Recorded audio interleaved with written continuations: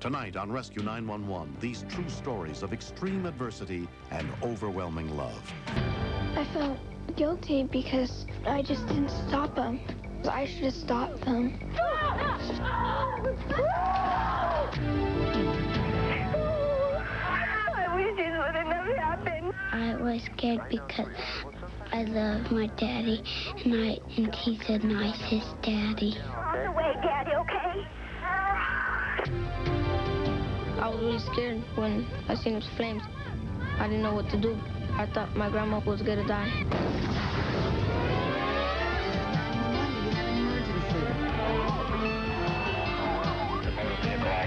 Chesterfield Emergency Service.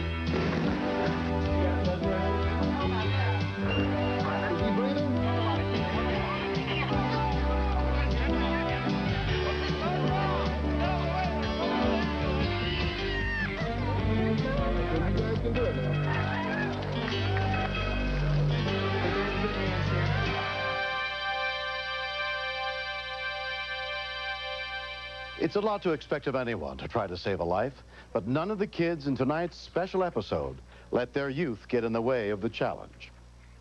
We begin in Springfield, Illinois in August of 1992, as Anna Juarez and her two children, Sonny and Crystal, were attending the state fair. Have a great time at the Illinois State Fair.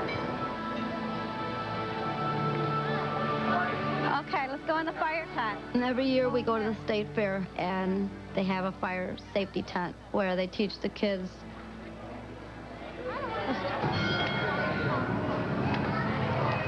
They show you how to get out of the fire, how to talk to a lady when you dial 911, and when a situation like this happens, not to panic. There's a fire in my house. My kids have done it for the last 8 years, and every year that we go back, they go automatically right to it. On July 22nd, 1993, Anna went to work as usual, leaving her kids at home with their 79-year-old grandmother, Julia Juarez. I woke up early in the morning to watch TV, and my grandma was cooking breakfast in the kitchen. I love my grandma just like she was my second mom. The night we delivered the shoe. I was kind of bored, and so I went to my sister's room to wake her up, which I'm not supposed to do. Every time I do that, I get in trouble for it. Come on, Crystal, wake up. Crystal, wake up. Come on, let's go. No. Let's watch TV. Come on, let's go watch TV. Get up. I got up really mad because he always wakes me up in the morning saying, "Uptime baby, uptime baby." Come on. I like to sleep late. Around 12, I get up. And we lose our clock of gold. Clock of gold! My grandma does a lot of things for me. Like, she cooks me food and does my clothes and stuff. And I just love her. Go, fat cat. We heard a popping noise, and a few minutes later, I smelled smoke. Is Grandma burning something in the kitchen? I don't know. I'll go check.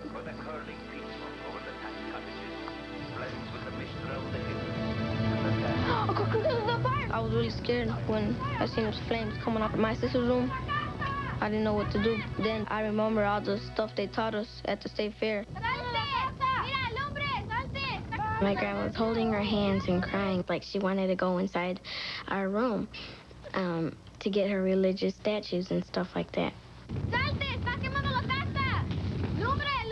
With all the smoke and the fire, I thought my grandma was gonna die. Come on, let's go get to that. Come on, let's go.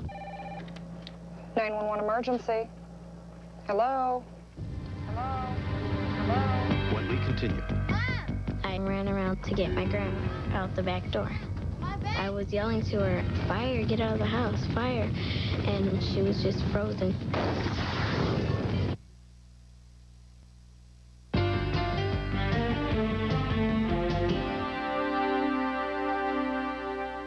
when a fire broke out at the Juarez home.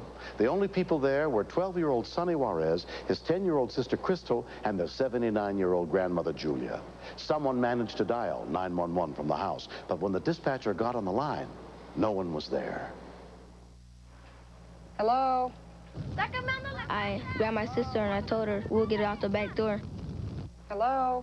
911 emergency. Sus, it's your grandma's house. Joliet police dispatcher Susan Juarez was alerted that the mystery call was from her grandmother's house. Grandma?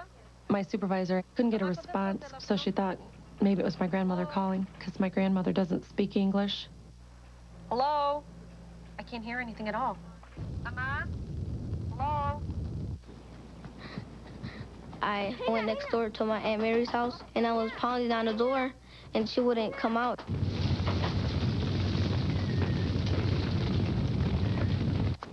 I ran around to get my grandma out the back door. I was yelling to her, "Fire, get out of the house, fire." And she just wouldn't budge. She was just frozen.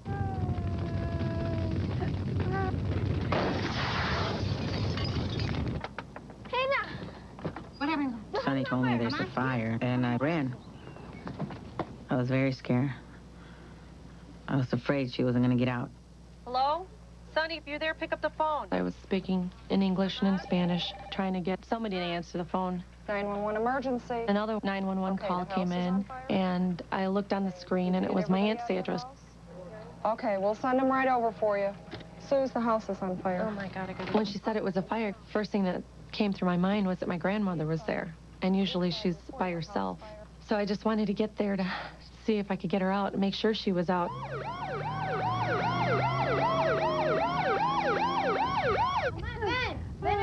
I'm scared for my grandma because I know how fast smoke can get to somebody. I said, "Come on, Grandma, come on, let's get out." I put my hand out and she grabbed my hand. I was glad that she came to me because I would be like really, really sad if she went into that room.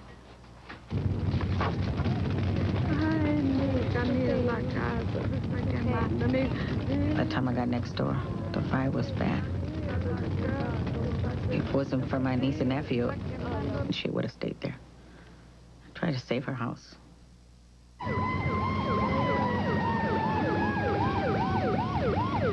Joliet Fire Department arrived within 3 minutes. Is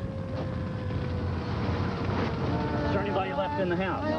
It was very tough seeing my house burning because the fire started in my room, and I was thinking that I would have burned if my brother didn't wake me up.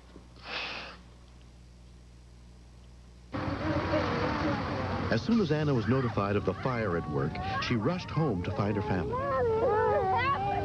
When I saw my mom and my 2 kids in the front yard, and it was just like a big load off my chest.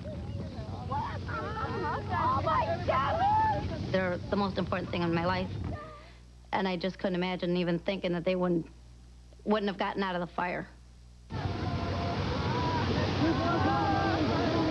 I saw my grandmother standing in the yard. I've never been so relieved to see someone in my life.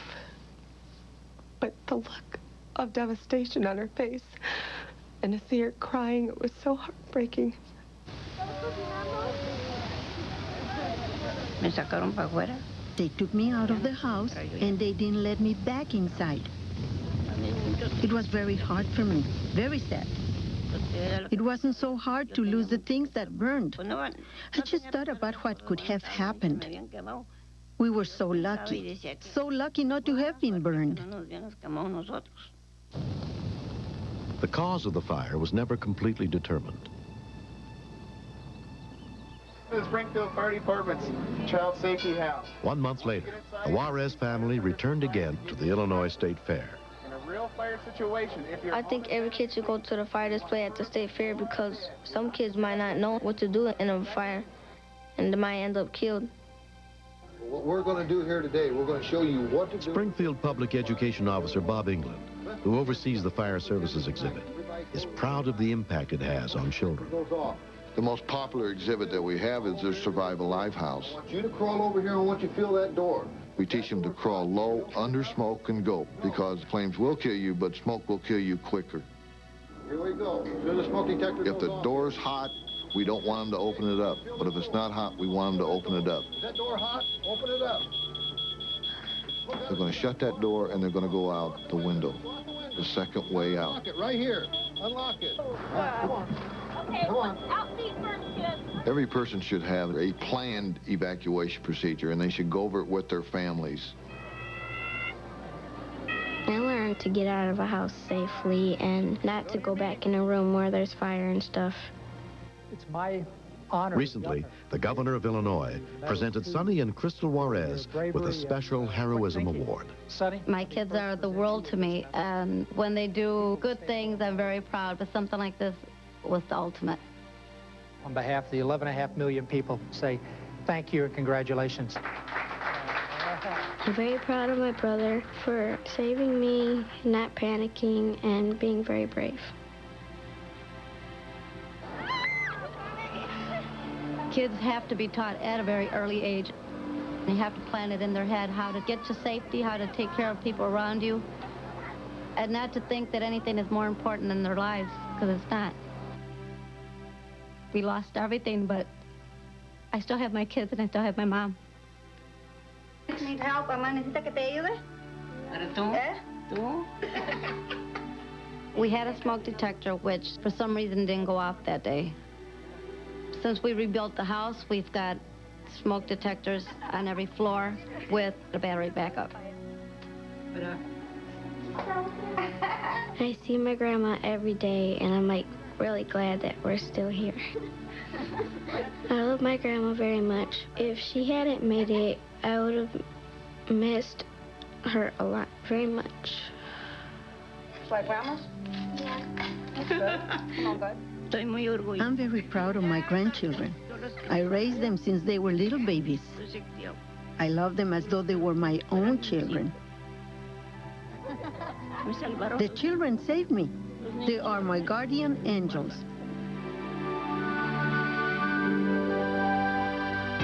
Next. I love my mom because she's the only person I have, and I don't want anything to ever happen to her.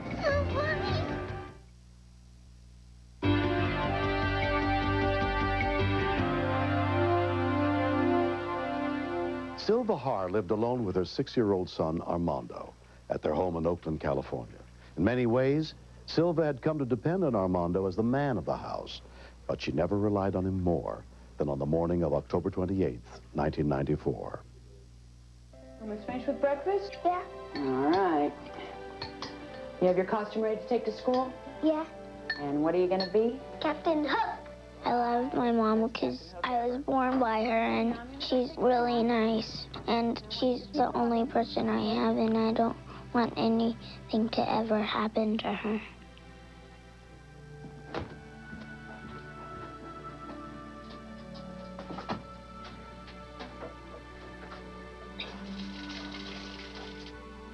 Hi, Robin. Eating all your food? Are you thirsty? Robin was thirsty, so I went to fill up the water bottle.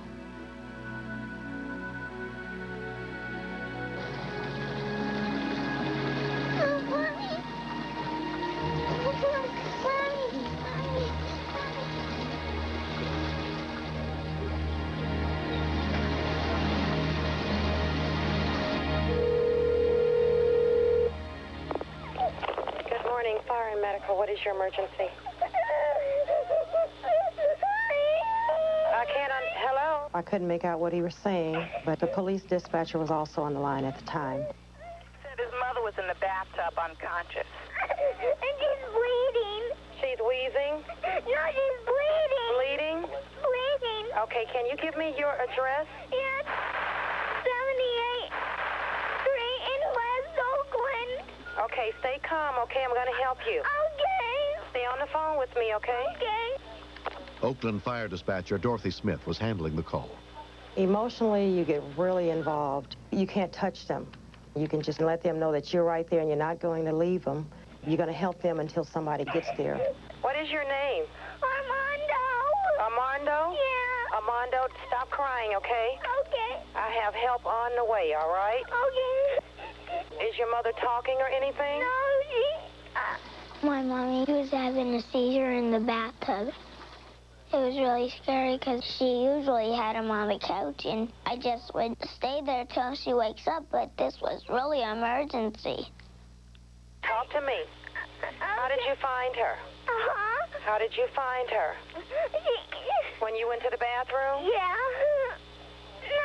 I I felt the water and it was really hot and steaming. So I turned it off and I turned on the cold water because I was afraid that my mom would get real burnt. Armando, is there anyone else in the house except for you? No. How old are you? I'm 6. You're 6? Yeah. Okay, stay calm. I'm going to help you. If you can keep the fear down, you can accomplish a lot more. Will the phone reach to where your mom is? Yeah. Okay, why don't you go in the bathroom where she is and take the phone so you can talk to me, okay? Oh, okay. Okay, go ahead. She's waking up. She's waking up? Yeah. Okay. But she's still bleeding. Okay, where's she bleeding at? I think her finger is bleeding. Her finger? Yeah. Okay, that's all right. You're going to help her, okay? Are you in the bathroom yet? Yeah. Can you give her a towel? Mommy. Can... Here's a towel. He started trying to talk to her at that point, so I think she had come to for a minute, and that made me feel better that she was still alive. Tell your mommy that we have an ambulance on the way. Okay. Tell her now. Let her know. Mommy, there's an ambulance. On the way. Okay? Oh. Ask her, did she slip and fall? Did you slip and fall, Mommy? She's not talking. She's not talking? Yeah, she's not talking. Mommy, I turned the water off. She's breathing. I'll be able to help you. No. Armando. It was hard to see my mom like that. I was feeling like she already died. Armando. Keep him busy. Armando? Okay, she was talking, right? She's not talking anymore? She's not talking anymore. She's not? He's very intelligent. With the kid, you can control the conversation a lot easier. If they're upset, you can calm them because they have to listen to hear you. With an adult, they scream over you. Okay, have you ever seen how CPR has been done? No. Could you do that if you had to for your mommy to help her? Yeah. Okay, check and see if she's breathing. Put your head down by her nose, okay? Are you breathing? Is she talking to you? No. Okay, do this for me, okay? What? Put your face by her nose and see if you feel any air coming from her nose when she breathes. Air coming from her nose. No? Is it? There is air coming. There is? Okay, she's breathing then, okay? Okay. I want you to stay real calm so you can help her until the paramedics get there, all right? Okay. You're doing really great, okay? Okay. Do you have to go to school this morning? Yeah. Okay, don't cry. I wanted to hug him. I wanted to pull his mother out of the water. I wanted to cry with him. Armando, you're doing really good. They should be there any second now. Okay.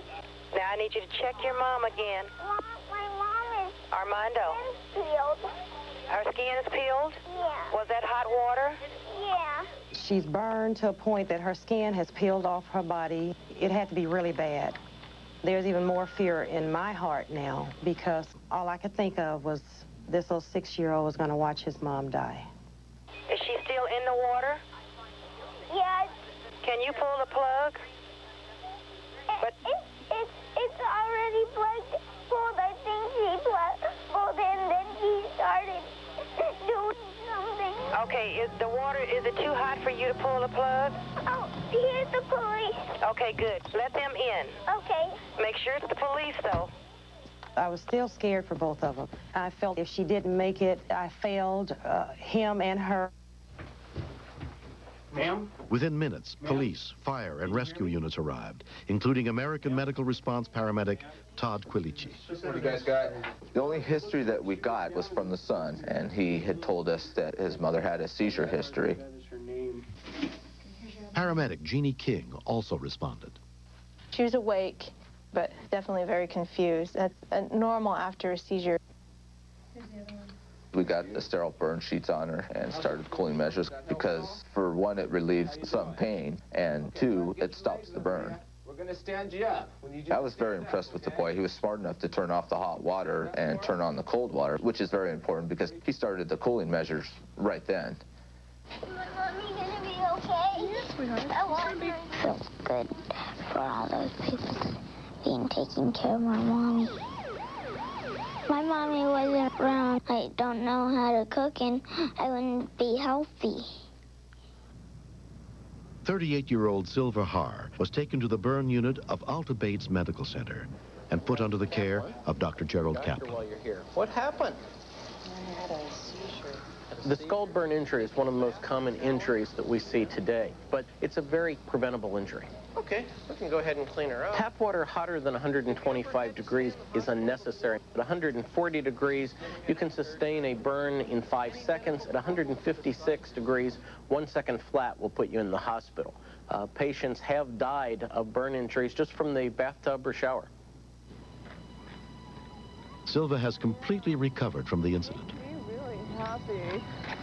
And I take daily medication to control the seizures, but every once in a while there is a breakthrough seizure, and that's what happened that day. We're going to have lots of things to talk about with Grandma. When I found out my mommy was okay, I felt like it was my birthday party. Can you go around? The 911 operator who helped him was unbelievable. She handled the situation so well, and she was right there for Armando. When I see Dorothy, I'm gonna thank her and give her a big hug. Hi. Recently, 6-year-old Armando got the chance to give Dorothy the thank you hug he had been saving for her. Yeah? Who am I? Yes, Dorothy. Armando was excellent. He knew about his mother's medical condition. He even knew what part of Oakland he lived in. I wish I talked to more Armandos. This is for you. Dorothy's a real good person for helping me save my mommy's life. Remember me by? The best toy I ever got. It's really important for kids to know how to call 911 because really good people can die if they don't call sometimes. You know what?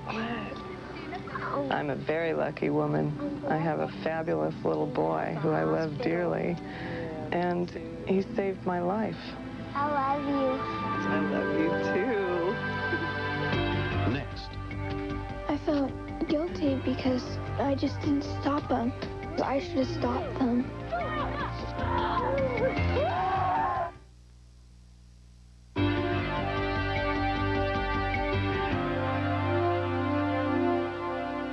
On November 22nd, 1993, in Oceanside, California, Becky Graham, her 11-year-old brother Billy, and his friend RJ discovered that even in the play world of their treehouse, there are some dangerous realities that can't be escaped. Let's get some fire. Yeah. Watch. When we get up there, I'll show you. It's a really funny thing.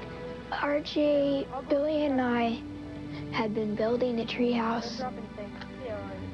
And we put a bucket in there to like dig up nails and hammers and stuff.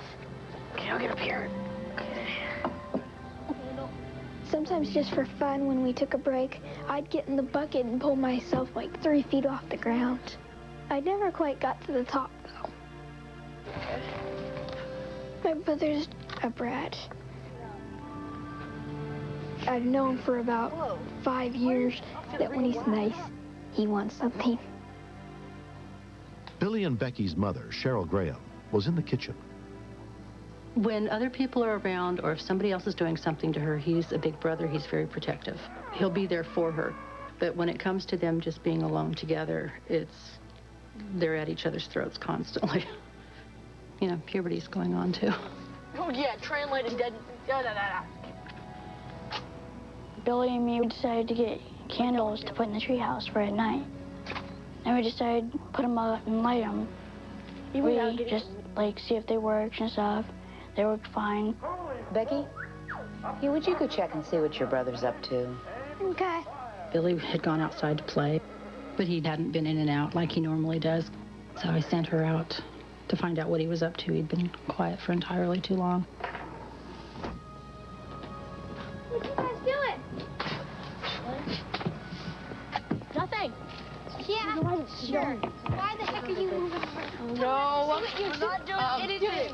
Nothing? Yeah, you are. No, we're not. What do you want? You wouldn't act this way if you weren't doing something. I always act like this. What do you want? What do you want? I can tell. No, we're not. What do you want? I can tell it in Excuse your me, what do you voice. want?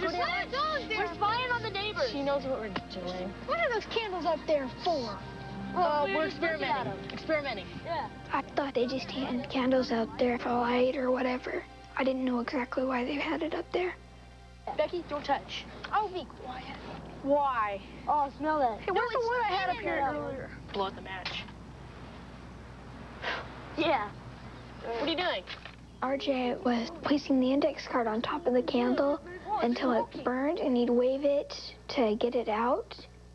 I'll get that wood. Come on, then you're all scared. I'll get the wood. That's enough. No, you already did one. You did one. I didn't get the center. Becky, give me that. Let's do some work. How are you guys gonna get the wick to the new candle that you're making? Just string. Yeah. That won't burn right. Yeah, it will. Don't blow it out. Yes. No. What about the index card? What index card? What if somebody comes up when we leave? What are we gonna do? Try to keep it on the same card. Watch. This? What's the stupid boat my brother made? You think nothing's gonna happen, huh? Nothing's gonna happen. Oh, my back feels warm. My brother said his back was hot, and I looked, and his back was on fire.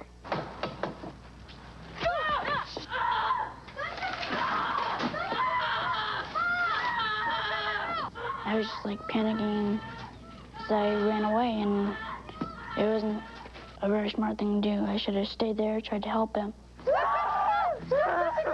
I learned stop, drop, and roll in school. It just clicked on me. I yelled at him to roll, and he had done that. But I guess it hurt him so much that he had to stop. When I heard Billy screaming and thought that they were fighting, it only took a couple seconds to realize it wasn't a fighting scream. It was a scream like I've never quite heard before. I yelled at him to roll like 3 times, and he smothered it. Becky said that he hadn't fallen, that he had gotten burned. When I saw him laying there, there was what I thought was dust that was coming up off of him, but actually it was still smoke that was coming up. My brother burned his back? 10-year-old Becky ran inside and called 911. I was really scared the way he was yelling. You could hear him from the top of the street, and I don't blame Go in him. the shower and wash it off. It's going to be better, okay? I had him stand up and was going to take him into the shower to put water on him, and then realized how bad his burns were. So I had him just lay down out there because he wasn't walking very well. I'm going to get some water for you, okay? I'm going to get some water to put on your back, all right? Okay, stay right He there. just kept screaming the whole time. Why wouldn't I put out the fire, and wanting to know if he was going to die.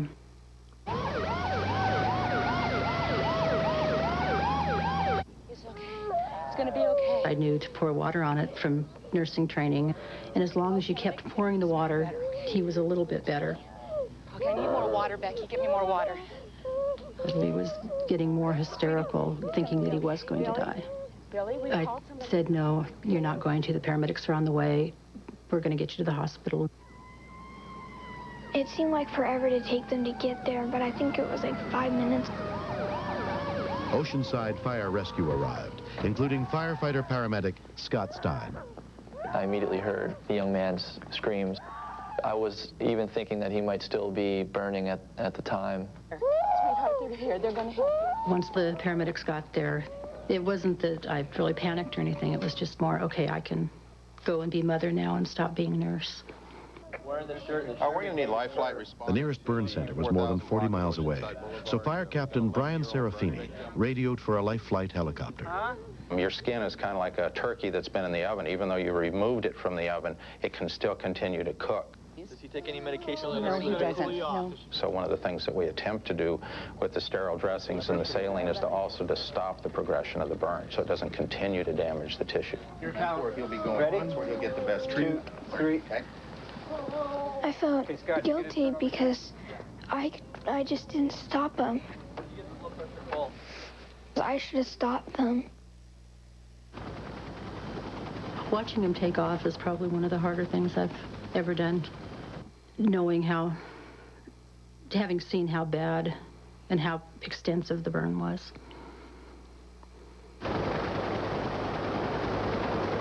11-year-old Billy Graham was flown to the University of California Burn Center in San Diego and put under the care of Dr. John Hansbrough. We felt from the start that his burns were most likely third degree.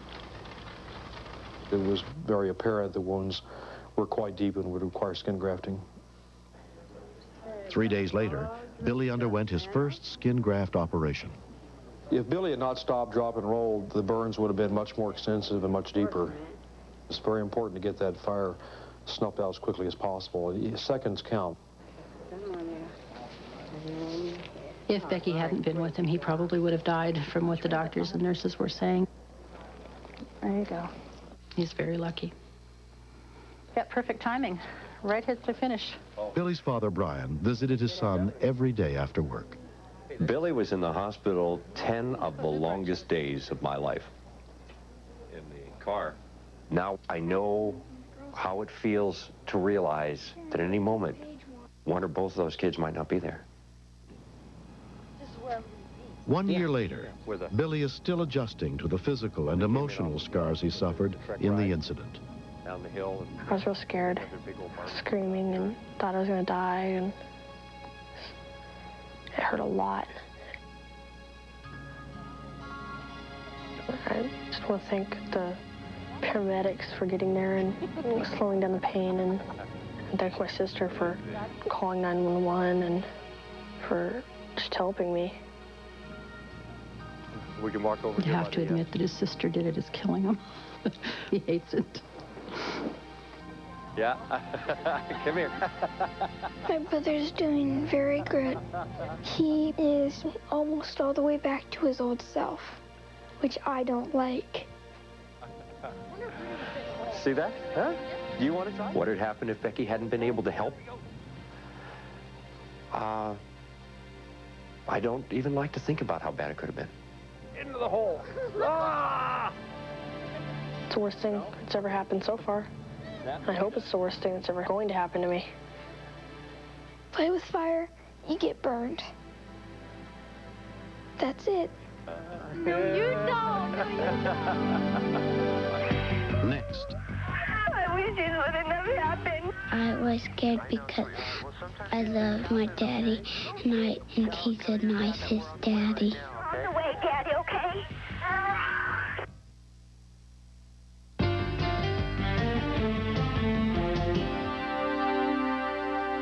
January 22nd, 1994, began like most days for the Hausinger family of Palmdale, California. Around 4 a.m., Chris headed for work at a bakery, leaving her husband Kurt at home alone with 7-year-old Brittany and their 2 younger children.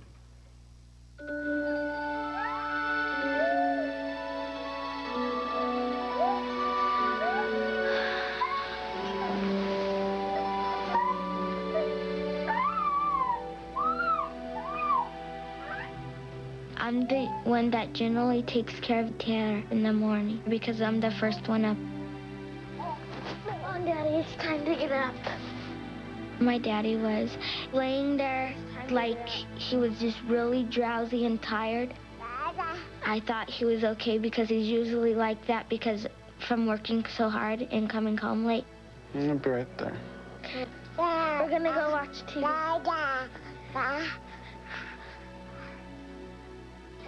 5-year-old Joshua joined Brittany and their baby brother in the living room. We watched cartoons.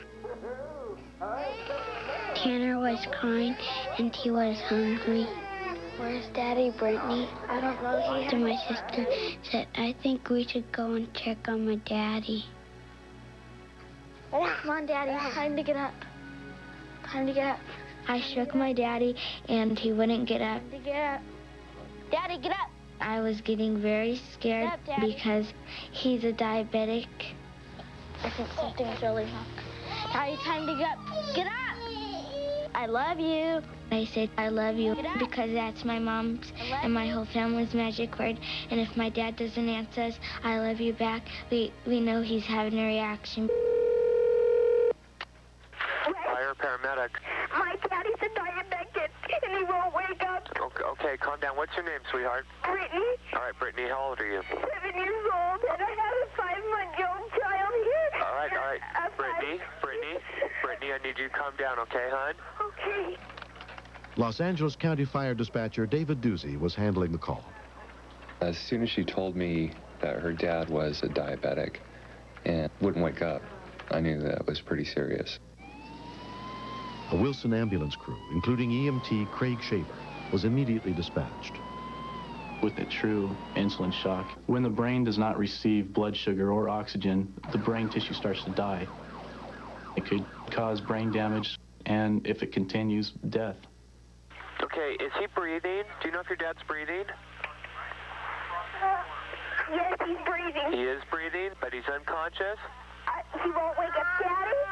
He won't wake up. He won't wake up? No, can you please come on? Yeah, Brittany, listen to me, okay? She was really upset, and I did the best I could to calm her down. I've got the paramedics on the way to your house right now, okay? Yes. I'm not the one that's driving there. Someone else is, but I want you to stay on the phone with me and answer some questions. I have a 10-year-old daughter, and I could just picture her on a 911 line doing the same thing.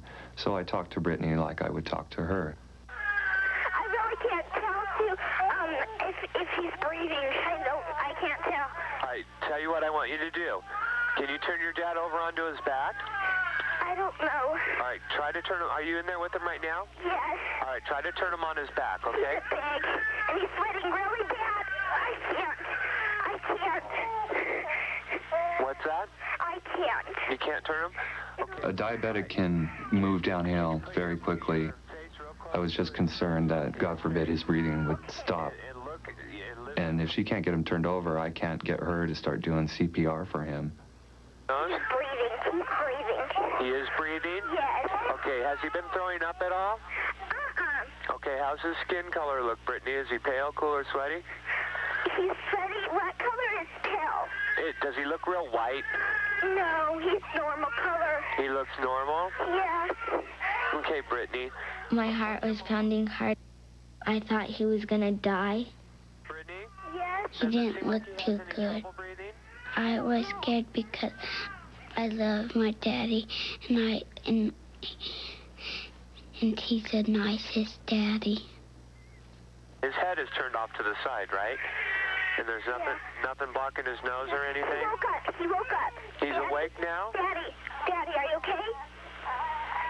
Daddy? Daddy, I'm on the phone to 911. Are you okay? Huh? He said he's not okay. He needs you to come. Yeah, tell your dad that we're on the way right now, okay? On the way, Daddy, okay? He's not answering. All right, Brittany. Is he still lying down? Yes. Okay, sweetheart. You're doing really good, okay? Yes. You're doing a great job, Brittany. You just down. Brittany? Yes. Are you all right? Yes, can you call my mommy? Yeah, I can call your mom. Okay. I'll tell you the number. Brittany started to lose it. I could just hear the terror in her voice. Can you just take a big, deep breath for me? That's good. You're doing really good, sweetheart. My baby brother is very hungry, and I kept telling him, Daddy, please get up and feed him, and he wouldn't get up. I know. I wish this wouldn't have happened. I know, sweetheart. That just about broke my heart when she started saying that. The paramedics are going to come, and they're going to help you, okay? Okay, where will they take me? She was just this little 7-year-old girl, but yet she knew that this was a life-threatening situation, and she was able to keep it together enough to follow my instructions. I hear the sirens. Do you hear the sirens? Yes. Should I open the door and lock it? Can you stay on the phone with me while you do that? Yeah. Within 7 minutes of the call, Los Angeles County Sheriff's Deputy Paul Ullman arrived. The little girl met me at the front door. They're right here. My dad is a diabetic. She was amazingly calm, but very concerned. There's a policeman here. It's a policeman? Yes. I was relieved, just to have any trained personnel there. Brittany? Yes. I just want to tell you did a really good job. You did everything the way you're supposed to, okay? Well, I'm glad you called. Okay. All right. You can hang up now. Hey? Come on, Kurt. Talk to me. Kurt! I couldn't get him to respond to me, and it was very apparent that he was in real danger. Come on, Kurt. I did not think that he had much time. Before Brittany called 911, she had called her grandmother, Rose Dorr. Grandma came and she was crying because she was sad too. Kurt, it was just very frightening because I'd never seen him in a state like that. It was so scary. I thought we would lose him. Come on, Kurt. Come on. I didn't know what to do. When I heard the siren, it was like the weight of the world had been lifted off my shoulders. Hey, what do you got? Diabetic, I think he's in a coma. Do we know his name? Kurt. Hey, Kurt. Okay, he appears to be unresponsive. This person was pale, he was cool, he was diaphoretic, really sweaty. That told us he was in insulin shock. BP is 124/80. We had to do a chem stick to see where his blood sugar was. All right, and go ahead and time that. Let me know when a minute is up. It did not even measure on the chem stick, it was so low. I think I got a... What needs to be done, and very rapidly, is get an IV established to administer some blood sugar.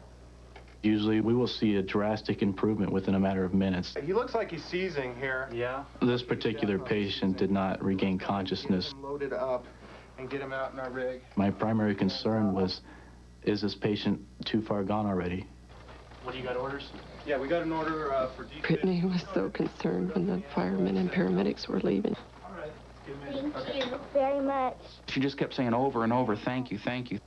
She was so relieved. You're welcome. He's going to be We kept telling her, it was you who saved him. We showed up, but without you, it never would have happened. Me and my brother both cried the hardest when my daddy went in the ambulance. I was scared because I thought he maybe would not come back. When the sheriff's department contacted Chris Hausinger at work, she rushed to the hospital to be with her husband. I kept saying that they needed to stabilize him before I could see him. Okay. And the longer it took, the more I worried, wondering if he was going to be okay. Hi, Chris. Hi. When they finally let me in, I went in to see him, and he was normal, like nothing happened. Reaction? Nothing wrong. And it was nice to see him okay. No. 5 months have passed. Doctors subsequently concluded that 31-year-old Kurt Hausinger's diabetic reaction was a result of giving himself an insulin shot and not eating soon after, which caused his blood sugar level to drop severely. My diabetes has been something that I've been able to control my whole life. So I was upset with myself for having gotten into that kind of a situation. As I get older, I guess I just need to pay a little more attention. Okay, let's go. I was very thankful that Brittany had the wits about her to be able to take care of me the way I was supposed to be taking care of her. Brittany had a hard time for a while. It didn't matter what time I got up. If it was 3, 4, or 5, she was up and saying, please don't go to work. Please don't leave me. I don't want to be here. I'm afraid. And it was the hardest thing I ever had to do, but I told her, 911 was there for you, and if you ever need them, they'll be there. Come on, Josh. If Brittany would have panicked and not called 911, I don't think Kurt would be here today. And I'm very, very thankful for her. Do you know how to ski? I know how to water ski, but I don't know how to... I knew it was a special call when I took it. She was just probably one of the best informants I've ever had. And she just had an adorable voice. You stopped till you flipped over underwater. Oh, really? I taught Brittany how to call 911 when she was about 4 years old. She learned so easily, so I thought it's never too early to teach them. Looks like it, huh? She's just our little guardian angel. I'm the proudest grandma in the world. Another bite. The most special thing that happened about this is that my daddy is still alive. I would be very lonely without him. There you go. I'm very, very glad to have my daddy with me. I have something I want to give you guys for what you did. I appreciate every day so much more with them, the little things that they do. Everything you did. The little notes they write to me saying they love me. Now read it real quick, Brittany. Brittany, you read it. You read it. Read it out loud? Yeah. To Brittany Rose, my hero, thank you for being so special and brave. I'm so lucky to have you. My family means the absolute world to me. January 1994. They're what makes life worth living. Thank you. I love you, Daddy. I love you, Brittany. I love you, Joshua. I love you more.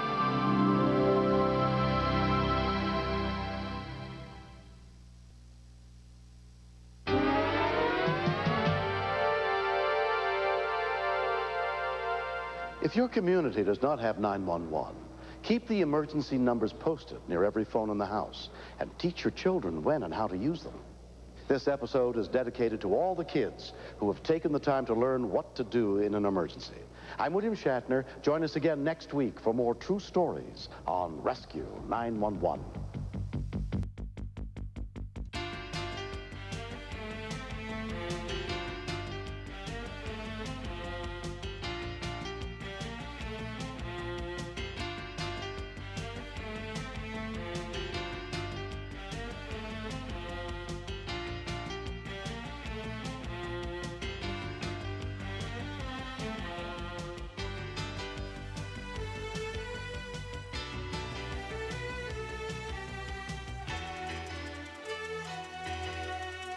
Mr. Shapiro, step out of the car, please.